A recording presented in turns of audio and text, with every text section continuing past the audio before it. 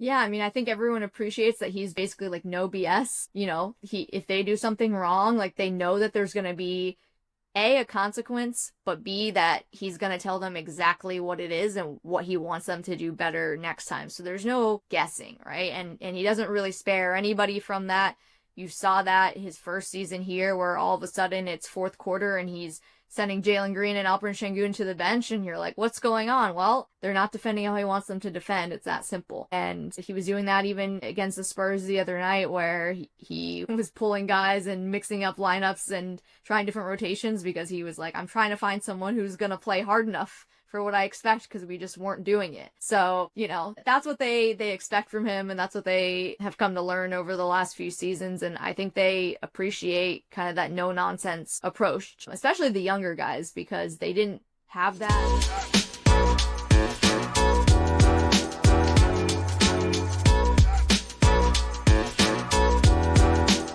Before we dive into the Rockets, I just kind of wanted to get your perspective on the state of Houston sports in general right now. It seems like in the 2020s, it's kind of been a high mark. I just saw earlier today that the Houston Cougars just moved into being ranked number 1 for men's basketball.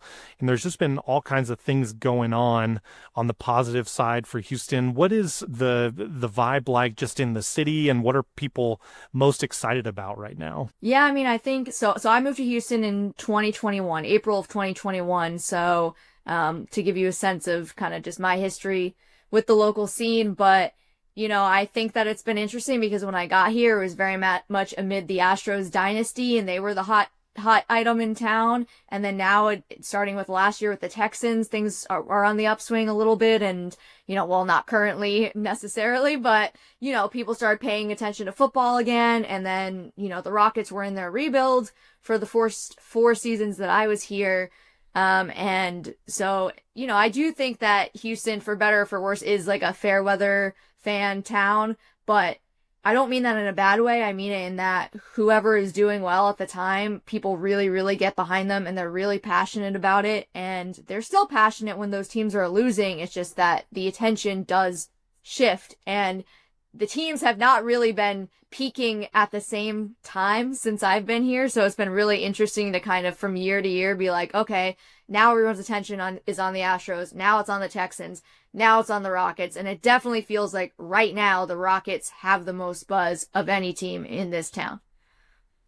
Do you think, given the history, is there one team or sport in particular that gets the city most excited? I mean, of course, Texas, is kind of stereotypically like a football state.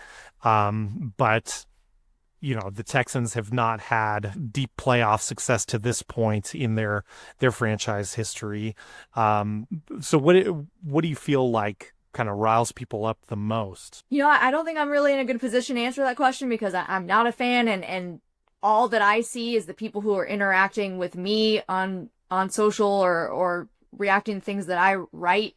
So, a few years ago, I was doing more Astros heavy coverage, and so that's just what I was seeing. And then now these last couple of years being the Rockets writer, that's what I see. So I don't know if I really have an accurate pulse on what that is, but it certainly seems like since I have been here, this is the most excited that people have been about the Rockets. I think that people still, because the Astros were so good for so long and they got used to that, I think that maybe the fervor there seems a little more obvious to me, whether they're doing well or not, because people got so invested in them during that, period of winning. But for sure, like, interest in the Rockets is really, really high right now.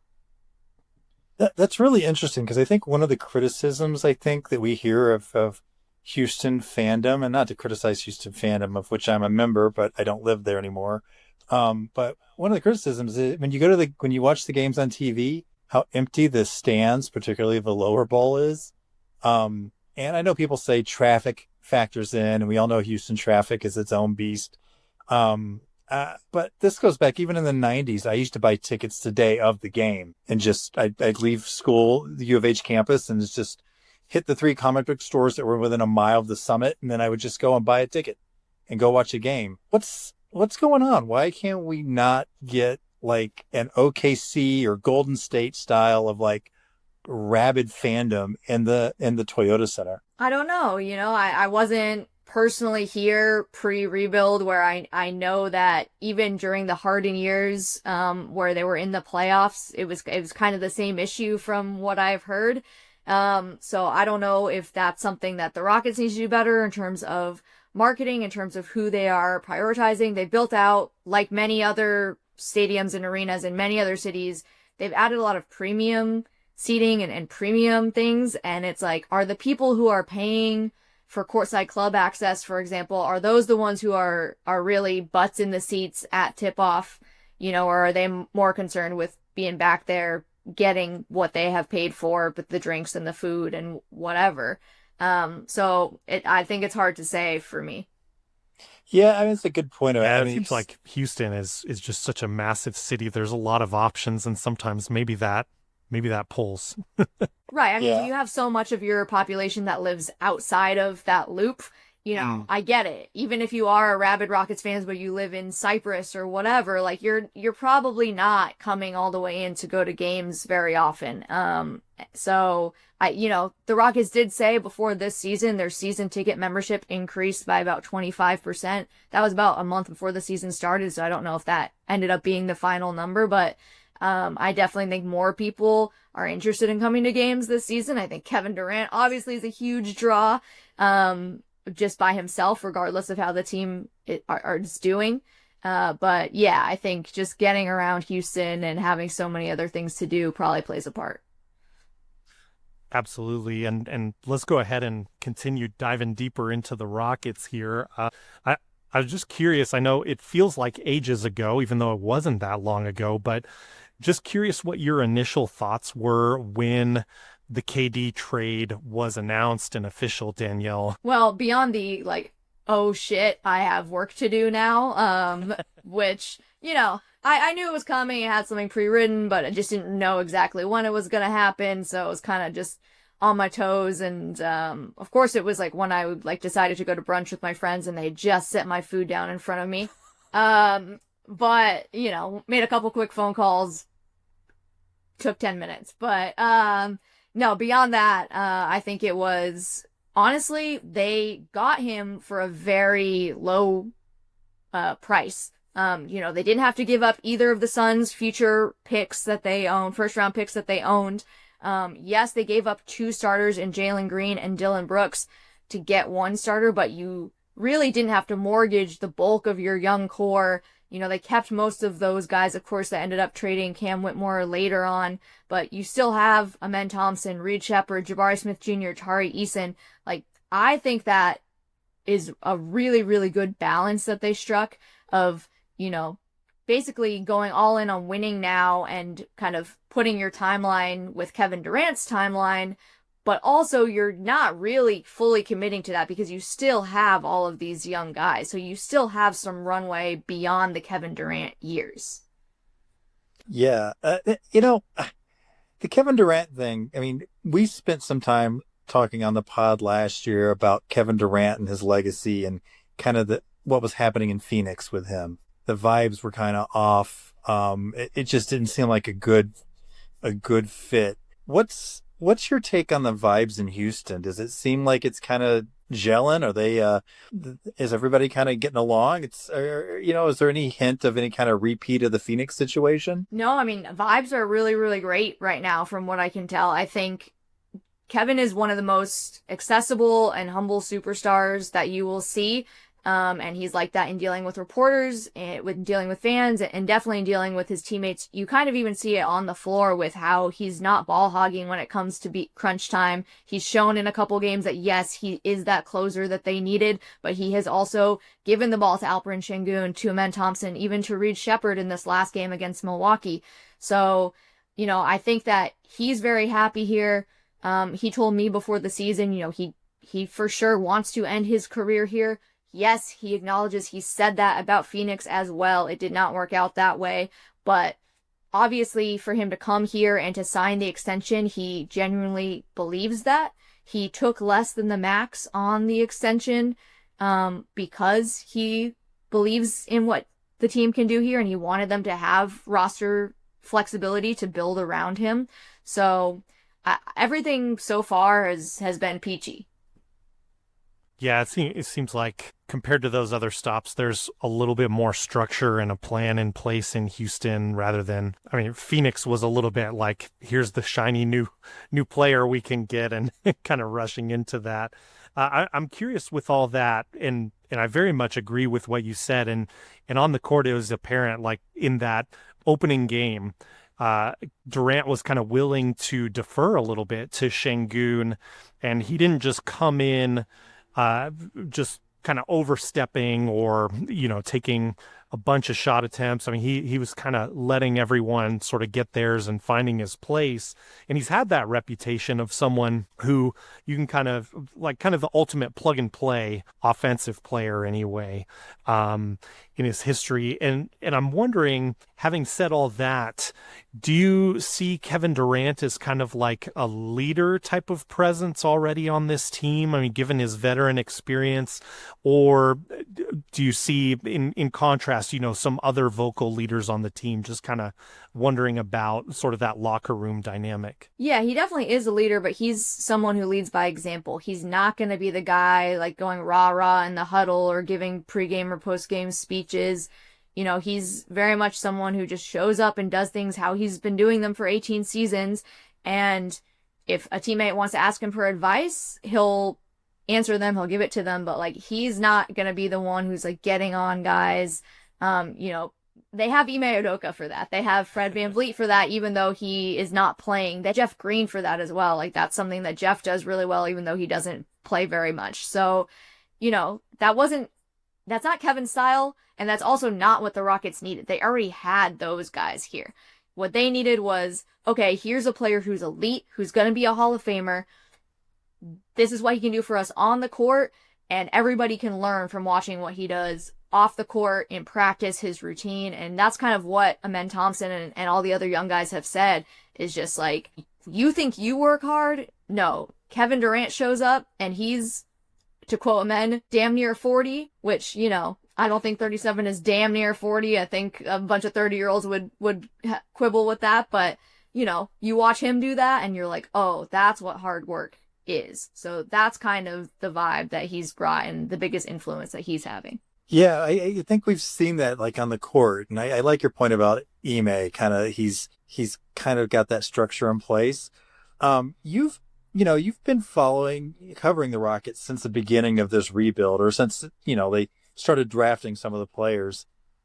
What's been kind of anything that surprised you with the growth of players, or, like the Alpes, the Ammons, anything that kind of stands out? It's hard to think of it as like surprising, because when you see it in such incremental ways, like year after year, like it seems organic when I look back at it in totality, if that makes sense. Probably like season by season, I can say last year, obviously, I think was the biggest leap that Sengun took in his career. And I think that I was surprised by his defense and how well that came along. Because you could see that his playmaking and his scoring ability really early on, like that was the reason that they drafted him. But defensively, look, I'm never going to put him up there and be like, oh, he's one of the top defensive centers in the league. He's not there yet. He's just not. But he's no longer a liability in one-on-one coverage. You can switch him even onto smaller players. We've seen that when they play the double big lineups where he's playing at the 4. And that's something that he's done his entire career before the NBA. When he was playing professionally in Turkey and with the Turkish national team, he plays power forward. He doesn't play center. And he plays kind of that point forward role with Turkey as well, where he brings the ball up the floor. So that's kind of really been a natural progression for him to take over that role with the Rockets this season. But I think that I knew that he was going to get more touches this season. I knew that they were going to use him as even more of an offensive hub and playmaking hub. But I think that he's become a leader in his own right. That's kind of surprised me. Like, he's somebody who is very vocal. He's out there like yelling at his teammates and telling them where to be. He's waving them off and calling for ISOs at the top of the key. You know, he's very much taking control, and that's been really different to see. It's interesting. It's arguably he is the most talented big that Kevin Durant has played with. So he now has, someone who's a different type of creator than he's played before. I mean, maybe there are some parallels with Draymond, but very different of a player when looking at Sengun. You mentioned Fred VanVleet earlier, and of course that is, I think, in these opening weeks of the season, kind of one of the top stories of the Rockets. Obviously, I don't need to tell you. How do you see this whole sort of point guard solution, I guess, controversy or problem working itself out as we go through the season here? Do you have any predictions on that, or are there things that you're seeing right now that may be eventual solutions to their problems? Yeah, I mean, I think I still have a small amount of skepticism about the point guard by committee approach. It definitely is. I'm less skeptical than I was at the beginning of the season, but I think the turnover issues that they're having right now kind of tell a story and are concerning. You know, the fact that they are able to still have the NBA's top-rated offense while also having the highest turnover rate in the league, says that, okay, this approach is working, and they're just going to take their lumps and, keep hitting the glass really hard and shooting, 49% from the field and 43% from three. If you do that, maybe you counter the turnover problem. I don't know. But if the turnovers keep up like this, if you have more and more games where you're giving up 25 plus points off turnovers, if you're doing that more often than not, then I think maybe come December when you have more tradable contracts, you start to think, okay, maybe it doesn't need to be like an A1 type point guard. Maybe it is someone who is a little less talented, a little less expensive. You just go get somebody on a 1-year rental until Fred is back next year. But I do think that Reed Shepard is seeming to find his groove right now. We've seen Amen and Alpi really stepping up as well. So for right now, like I don't think they're in panic mode whatsoever. They're more than happy to see how this is going to play out over the next month. For right now, it seems like the bad and is not outweighed, or the good is outweighing the bad. So I think that the turnovers are going to be something to watch, though, if they feel like they need just a steadier hand. It's a little surprising to me also that Aaron Holiday has not been someone who they've brought in a little bit more, because that is the effect that he has. They used him even last season, even when Fred was healthy, 3-and-D guy, but a good ball handler. So I could see if things start to slip, maybe they see if Aaron can be a Band-Aid, and if that doesn't work, then you start looking around the league for trade options. Yeah, I agree. And I think that's interesting about the Aaron Holiday, because he did get the majority of the time at backup last year while Reed didn't get a lot of playing time. And now Reed seems to be kind of that guy that comes right up off the bench. What's kind of driven that change? Is it a front office driven mandate, or is Ime just trying to get Reed up to speed to be able to do this point guard job? I think it's both. I think Ime is very much in lockstep with the front office. The front office and general manager Rafael Stone in general, they do love Reed Shepard. They really believe in him, but so does Ime. It's not something where Ime is having to be told, hey, you need to give more minutes to Reed. He wanted to do that this season anyway. They were planning to do that regardless, even if Fred VanVleet had not gotten injured.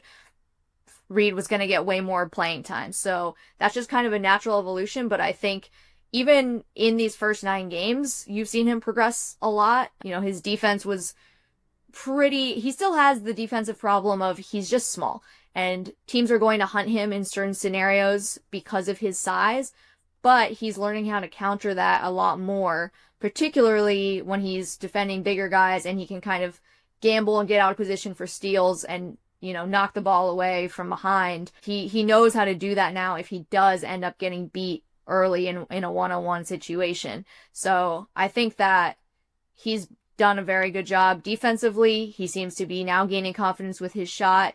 We know he can do catch and shoot from the top of the key, but he's showing a little more willingness to use those hard closeouts to get to his dribble pull up inside the arc, certain other things. So, if they don't need him to go attack the rim and drive against guys one-on-one, they've got other people who can score down low. And so I think that he's doing a good job of picking his spots, and they are very confident in him. I think that he's looked great. I don't think this is a situation where you need Aaron Holiday right at this juncture. It's just if things for some reason start to slip, not just for Shepard, but for anybody overall, maybe you use Holiday as your first emergency option before going to the trade board.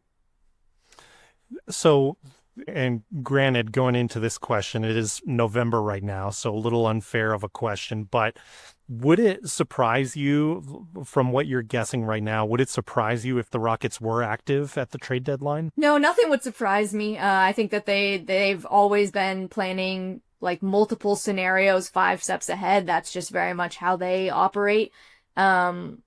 So I think I was more surprised last year when they did nothing, honestly, because also at that point, I think they were on like a 5-game losing streak or something like that going into the deadline. And they said, you know what, we're going to bet on the group that we have. We're going to ride with them. And to their credit, it totally worked out.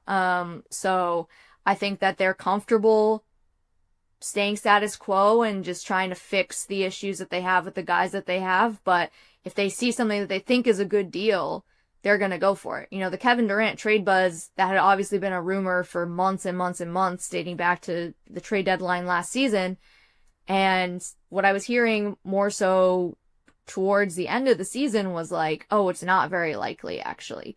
And then things changed in part because of how glaringly bad the offense was during the playoff series against the Warriors, but also in part because they realized that they could actually get the deal done at a reasonable price. At first, the asking price was too high and they weren't going to go for it. So it's all, very situational on not just who is available, but for how much.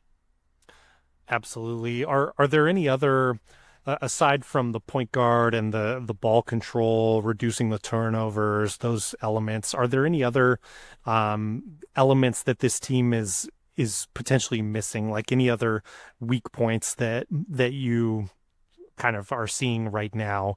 Granted, we're just a little over 10 games into the season. Yeah, I think the defense, they're still a top 10 defense, but there definitely has been a drop off from last year when they were just far and away. That was their strength. That was their identity. It still is, but I think a large part of that is that they're mixing in a lot more zone to start the season. They're still getting used to that. It's a matchup zone. You got to communicate a lot. You got to rotate constantly.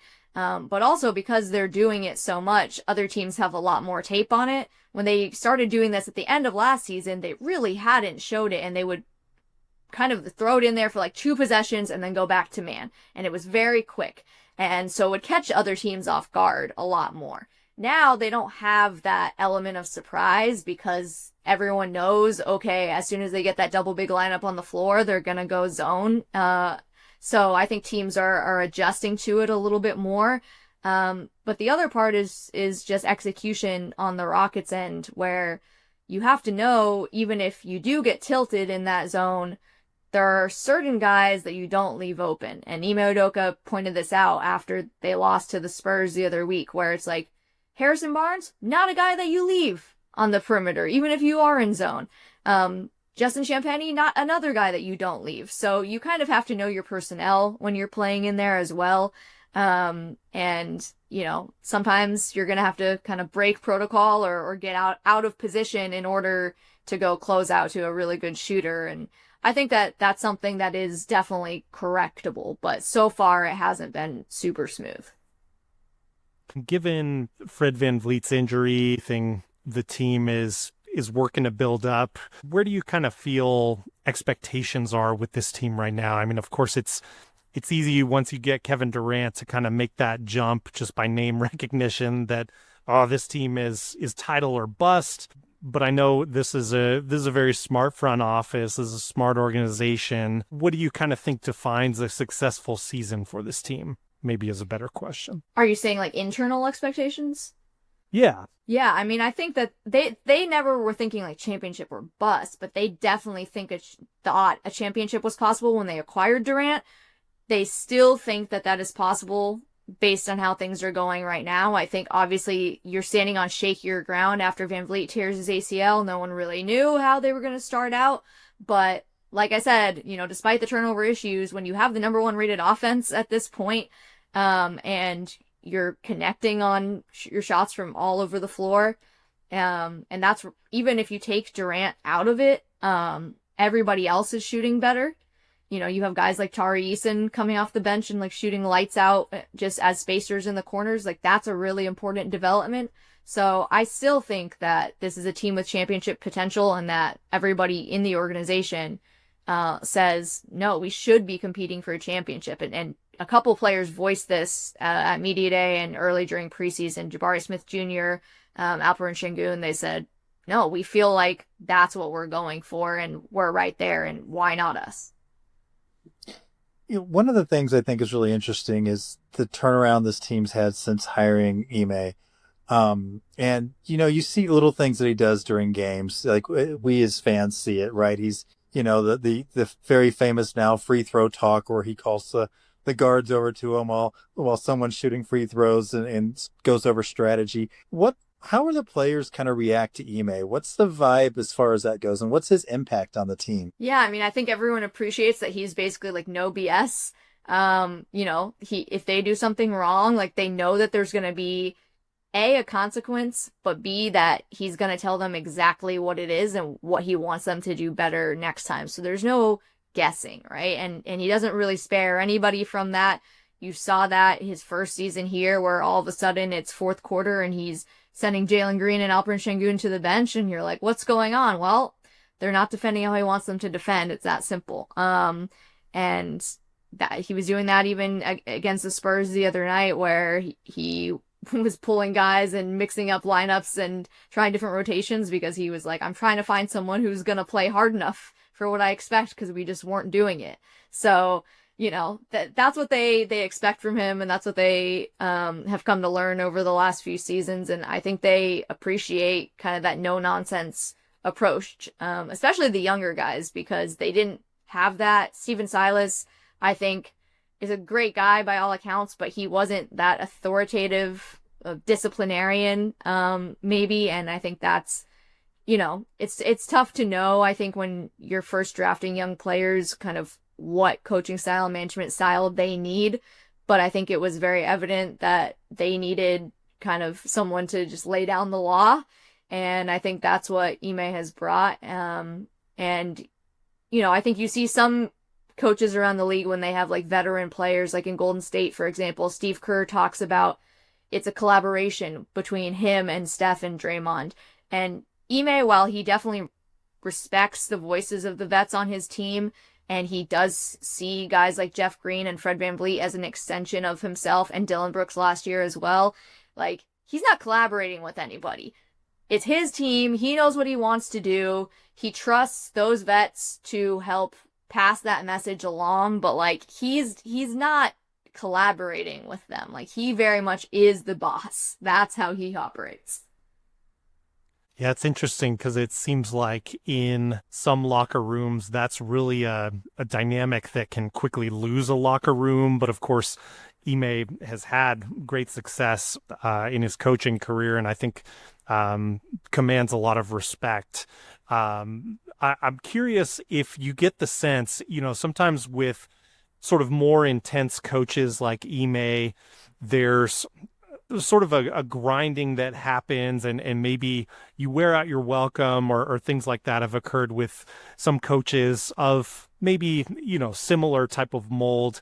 But is there sort of a mutual goal between Ime and the Rockets team? I mean, of course, things are going pretty well early on in his coaching tenure with this team, but is he that type of figure that you could see, like a decade plus with a team, like kind of one of those like Spoelstra type runs, or, Kerr and Golden State, so on and so forth? Yeah, honestly, I'm not sure. I know that, he's obviously here for, I think, another 6 years after the extension they gave him this summer.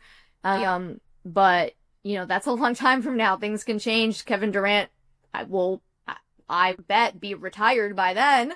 So, they'll have a lot of other things to evaluate. But I think that the reason that that his tough approach, doesn't grind some gears is because of his past as a player in this league. And like, that's why the players respect him is like, yeah, he wasn't a star, he by any means, but he was a guy who was known as a player for just working really hard and defending his butt off. And so he knows what it's like to be in their shoes, and they respect him for that. Like, that's what makes him relatable more than anything. And he's said that he believes that's why players like playing for him. The players have said that. So that's been kind of the consistent thing, is like, we think we can trust him because he stood where we're standing. Awesome. Danielle, thank you so much. Do you have time for one more question? I just want to pick your brain about what you're seeing in the Western Conference in general so far this season. Any other, any major surprises, anything that's really standing out to you in the West that you want to mention? I mean, obviously the big news of today, as we're recording this, is Nico Harrison finally getting axed in Dallas. I don't think that is a surprise. I think it's a surprise it didn't happen sooner, to be honest. But I think how Dallas is playing, even with the injuries, even with Kyrie being out and AD kind of being tenuous, like, I did not think that they were going to be in this precarious of a position this early. They played the Rockets really, really close here when they came here a couple weeks ago. And I don't look at them and think like that's a team that's in trouble based on their roster, based on their talent. And I frankly haven't watched enough of them to really know exactly what their issues are, but I definitely think that they were someone who at first you would have picked to be up there, as, pushing the Rockets a little bit, and that's just not the case. So I think it'll be interesting to see how that develops. And then, of course, also in Texas with the Spurs, I think just watching teams try to scheme against Wemby has been really, really interesting. The Rockets did it by putting their smallest guy, Josh Okogie, on him, and that worked pretty well at the beginning of the game. Unfortunately, Okogie just wasn't hitting shots and wasn't really staying in front on second attempts, driving attempts. So, he couldn't stay on the floor. Reed Shepard ended up getting his minutes and playing really well. But teams have tried to put wings on Wemby his entire career so far, but I think putting like a really small guard with a lower center of gravity is an interesting approach that I wonder if more teams are going to try, even though Houston didn't end up winning that game. Yeah, I hope so. It's fascinating to watch that play out. Danielle, thank you again so much for your time and for joining us on Hoopsology. If you could please let our good listeners and viewers know where they might be able to follow you and any upcoming projects that you have. Of course. So you can find me on X at Danielle_Lerner, same handle on Blue Sky. And my last day at the Chronicle is actually going to be November 16th, last day on the Rockets beat. I've got a new opportunity coming up that I'll be starting in December, so I'll share on social media in December once I start that, what that is exactly, but still staying in Houston, still covering sports, just not on the Rockets day to day. But, it's been a fun ride, and appreciate everybody who has read and listened thus far. Awesome. Thanks so much, Danielle, and everyone definitely stay tuned for that announcement. And of course, we wish you all the best. Thanks again for being on the show. Of course. Thanks so much, guys. It was fun. Thank you.